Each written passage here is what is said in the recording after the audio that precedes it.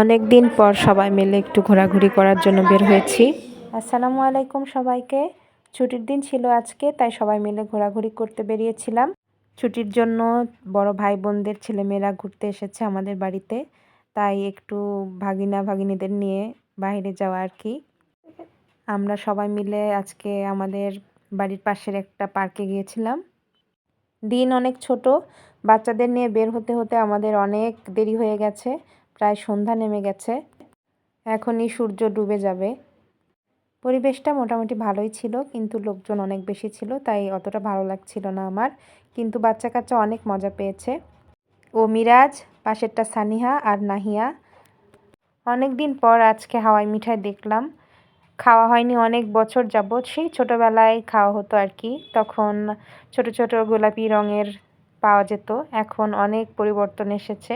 ছোটোবেলার সেই স্বাদ আর পাওয়া যায় না। মাঝখানে কিছু খেলনাও দেখা গেল।